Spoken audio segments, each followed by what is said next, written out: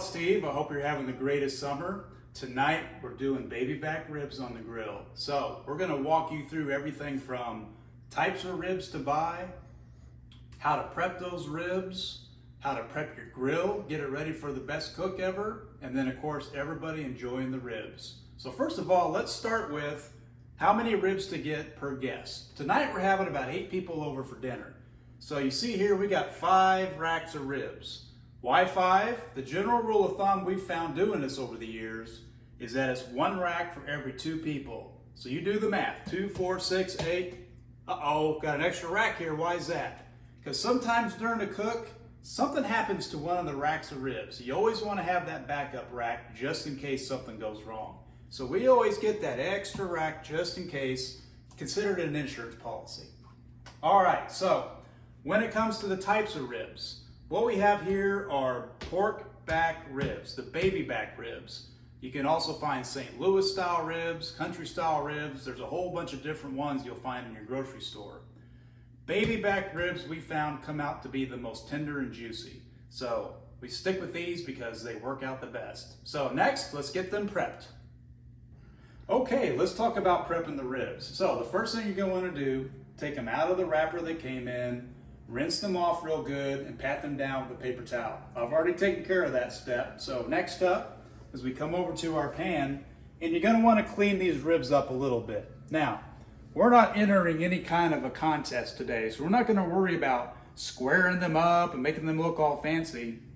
We're just hosting friends and family for dinner tonight. So we wanna keep as much meat on that rack of ribs as we can. So we're just gonna trim them up wherever we see things like this. A little bit of loose sinews and things like that, a little extra fat. We'll go ahead and trim all that stuff off, just so it's not hanging out during the cook. And I'll clean that up here in a minute. And then of course on the back side, you always want to remove that silver skin. Now the silver skin is this little membrane right here. And there's really nothing wrong with leaving it on if you want to score it and just kind of let it render during the cook. I prefer to take it off because it's one less thing you have to mess with and worry about in terms of the quality of the chew when your guests eat it. So I've got this little membrane remover here, and see how it grabs the end of it and just peels it straight off, nice and smooth like so. And then you can grab your finger and wrap it around and finish it off. And there you go. Now nobody has to eat that mysterious thing. All right, now it's time to spice these ribs. So a lot of people will spend a lot of time and focus on building their perfect rub mix. I prefer a store-bought solution because it's one less thing I have to worry about doing to prep these ribs and get them on the grill. This is something that we really enjoy here at the Howard household, and you'll find something similar at your grocery store. And pretty much what it is, black pepper, salt, and some additional spices. Like there's probably some cayenne pepper in here and some other things. This is really simple, it's really good. Usually when it comes to barbecue, I find something I like and I stick with it, and then I keep making tweaks from there. So when it comes to putting the rub on, I always just put on a nice even coat on top of the ribs. And you don't have to be scientific about it. That's the nice thing about a rub is you just dump it on. And you don't want to get too much on there where it's just like overwhelming the flavor. So put enough on there where you cover the meat, but it doesn't have to be so thick where you can't see the red meat anymore. And then of course you got 2 sides to this rack. So you want to flip it over and then add a little bit on the back side as well, because you've removed that membrane, so you're going to get some flavor coming in on the back side of the ribs as well. So give it a nice coat, pat it down. Oh, and there's also people who will add things like mustard and some other binder to keep the rub on. I tend not to do that because I don't find it necessary. I find that pressing it in will get the rub to stick to the meat, and you don't have to worry about, again, adding extra steps to your cook. So this one's ready to go. I'm gonna prep the other 4, and then we'll be right back with you. Okay, now we're getting the grill ready to go. Get our fire started for those ribs. So, come on and take a look inside the grill here. If you've seen some of our other videos, we talk about the importance of airflow and getting fire to come and burn hot. Actually, on the rib cook, we're not trying to get the grill up to 600 degrees. We're just going for a nice 225 degrees. So we don't need a hot burning fire on all of the charcoal. So if you look how we got it set up here, instead of worrying about cleaning it all out and maintaining open vents, you'll notice I took some of that used lump charcoal, pushed it off to the sides. And what that does is it allows me to stack the fresh charcoal in the middle, but gives you that extra charcoal to burn because we're going for a multi-hour cook here. And so you don't want to have to stop midway through your cook, disassemble all your heat shields and take the meat off the grill and everything else just to add more charcoal to keep the fire going. So use the old charcoal on the outside, and then we're going to keep the good new charcoal on the inside. Now, something else I do that you may find helpful, I keep an extra bag of charcoal nearby where whenever I'm doing things like steaks and other simple cooks, anytime I find a nice big chunk like this, I set it aside in this extra bag. The reason I do that is because when you do a long, slow cook, like a brisket or the ribs we're doing today, having these large chunks of wood will burn a lot longer. So I save these to the side and use them on a day like today. So I'm going to finish stacking this wood inside the grill, and then we'll get that meat prepped and ready to go. All right, as you can see, we got our fire started and this grill's getting ready to fire up and cook us some really good ribs. The next step is to prepare our wood chips, because the whole point of using a smoker is you want to get that smoky flavor into the meat. So there's different types of chips you can use to do that. We prefer a variety of 3 when we cook ribs: cherry, apple, and pecan. Now I've already added a little bit of cherry and a little bit of apple to my bucket of water here. I'm going to add some pecan. And the reason we add it to the water is you don't want to throw a dry wood chip onto the fire, because all that's going to do is burn up in a couple of minutes and be gone. So you want to soak them first, get them good and wet so they'll sit on that fire and smolder. That's going to generate a ton of really beautiful, flavorful smoke and add a nice touch to your meat. Okay, so remember, we're cooking at 225 degrees today, so you don't need to get a huge fire going, because all that's going to happen is you're going to spike that grill up to 450, 500, and you got to wait forever for it to cool back down again. So we're going to ahead and close this down because we got our fire started. And our daisy wheel, we're going to leave closed, but leave the little air vents open on top. And then down below, we're going to shut this air vent down to about so. And that ought to get our temperature up to about 225. And once it reaches the temp, then we'll do our heat shield stack, add the water to the pan, throw the wood chips on, and get the meat on the grill. So that's coming up next. Okay everybody, as you just saw, our grill's right at about 225, and we've let it stay at that temperature for about 10 minutes now, just to make sure we have all of our air vents where we want them and that temperature's regulated. Now I'm going to walk you through the next steps and then I'll actually do them. I want to spend some time explaining each. First of all, we're going to drop our wet wood chips into the fire. And as soon as we do that, you're going to notice a lot of really nice, robust smoke. So that's the reason why I'm going to walk you through the steps first, then do it, because it goes pretty quick. Just all that smoke's going to get in your eyes. Now, the first step you do after the wood chips is to build your stack. So you see here, we have the actual heat shield with both sections added. We've added a water pan. The water pan's important because you want to make sure to maintain a lot of moisture inside the grill while the meat is cooking. So keep that water pan filled up, and that adds a lot of extra moisture to the cook. Keeps the air from drying out. Then once we get the grill added on top of the stack, we're going to put our rib racks on. Now, here's another pro tip from an amateur cook, is add a little bit of PAM, a little bit of this canola oil blend stuff, this no stick spray. And what that does is it prevents the ribs from sticking to the rib racks when they cook. Because there's nothing more frustrating than getting ready to move your ribs onto the foil and having them all fall apart because they got stuck to your rib rack. And then finally, take a look at these ribs. Boy, don't those look beautiful. We got all of our rub on there. They're nice and adhered to the meat. And boy, they're just screaming to get put on that grill. So let's go ahead and walk through all those steps now. And I'll quit yapping and start building our rib rack. Here we go. Now, so we've added our wood chips, right? So they're nice and soaked. Just sprinkle those on top of the fire, and they're going to start generating some really beautiful sweet smell and smoke, and all that smoke's going on your meat. Next up, we're going to add our heat shield with our water pan, and get that lined up on your grate there with a nice even airflow coming around the edges on that. And you see how that smoke all just kind of wraps around right where that meat's going to go. That's a beautiful sight. We'll add the rack, the grill on top of the rack now, and then we've already sprayed down our rib rack. So on my grill, I stagger them like so, just so that lid will close. And now the final step is we'll add the ribs. Oh yeah, those are pretty. Those are pretty.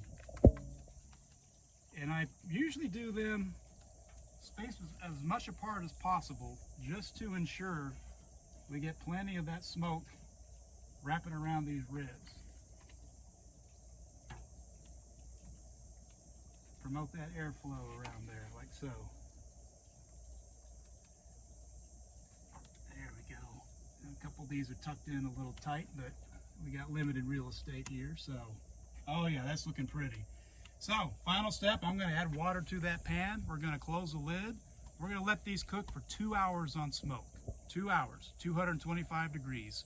Then we'll come back and wrap them up. Hey everybody, welcome back. It's been 2 hours cooking on the smoke. So let's take a look at these ribs and then let's wrap them up in foil. Here we go. Whoa, look at that. Wow. Oh, I wish you all could smell those. They just smell delicious. It's that cooking meat smell. Still got a little bit of that apple, cherry, and pecan smoke coming off of those chips. Oh, boy, that smells good. Now I'm getting hungry. Okay, so our next step is to get these ribs wrapped in foil. And what we're going to do is a brown sugar, butter, and honey combo. Now, if you guys pay attention to our podcasts and the various things we post on our site, you know I'm not a big sugar fan. In fact, I try to avoid having sugar in my life if at all possible.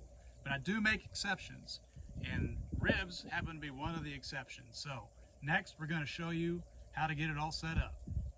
Okay, so the way we get this set up is to lay out some aluminum foil, and you're going to see me spread a little brown sugar, a little bit of butter, and a little bit of honey, all mixed together, and we're going to lay a rack of ribs right on top of that. Now, I know some people swear by the pink butcher paper. That's this stuff right here. Now, Aaron Franklin is famous for using pink butcher paper. I actually prefer the aluminum foil for the ribs because I find that it retains the moisture a little bit better, and it also reflects that heat a little bit better than the paper does. I've tried them both, and for some reason the ribs just come out better on the foil, so I recommend the foil. So, getting it all ready here, it's just a matter of spreading out a little bit of brown sugar. You can dump it all out there like so and just kind of mash it down with your hands. You don't need a whole lot of it, just enough for those ribs to sit in there. And then we add a little bit of squeezed butter to the mix, like so. Oh yeah, get a lot of butter in there. Butter's good stuff. And then to top it all off is some honey. Don't need a whole lot of that, just a nice little drop of honey in there, like so. And then let's go ahead and grab that first rack of ribs off the grill. And again, what we're trying to do is wrap it up in foil so that these ribs will cook further, but do so in a way that they're going to start absorbing some of that sweet, because we already have our rub on the ribs, so we have the heat element for the spices in the rub.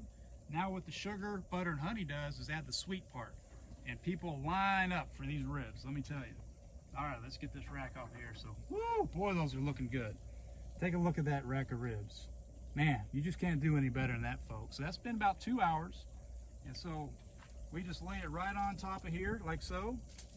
And then what we're going to do is repeat the sugar, honey, and butter on the top side, or the back side, the bone side of the ribs, and wrap it all up with another piece of foil, put it right back on the grill.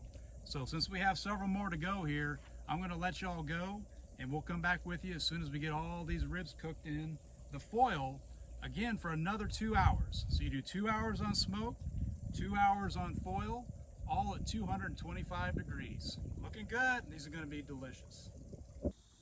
Okay, everybody, so real quick, notice what I've done here is I've got all 5 racks wrapped up with the brown sugar, butter, and honey combo. I've got the meat side of each one of them on the bottom.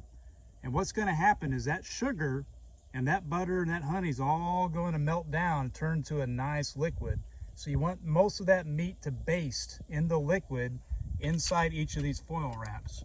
And then as you see here, I didn't put them back on the rib racks. Instead, I just stacked them so the meat sides on the bottom and just can sit and marinate in all that sweetness. So we'll come back here in a little bit and show y'all what it looks like. Remember, 2 hours wrapped in foil, 225 degrees. Back soon. Okay, everybody, so it's been another 2 hours and we've cooked all of these ribs inside the foil with the brown sugar, the butter, and the honey on them. So now we're gonna do a temperature check to see how they look. So you see we still got them stacked up here. And by the way, while these were cooking, I made sure and added more water to the pan. And that way we're ensuring there's still plenty of moisture. Even though they're wrapped in the foil, I like to keep the inside of this Kamado nice and moist. So let's take a look at one of these racks real quick.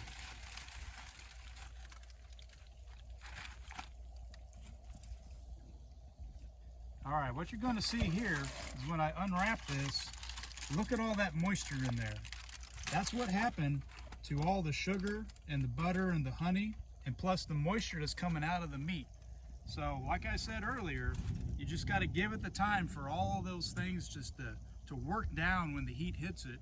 Keeps those ribs nice and moist. And by the way, it has a delicious sweet sauce we're gonna leave inside that foil. So real quick, let's do a temperature check.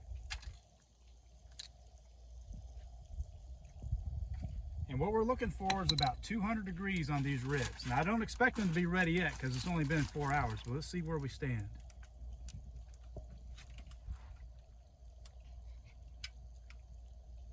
Oh, those are coming along nicely.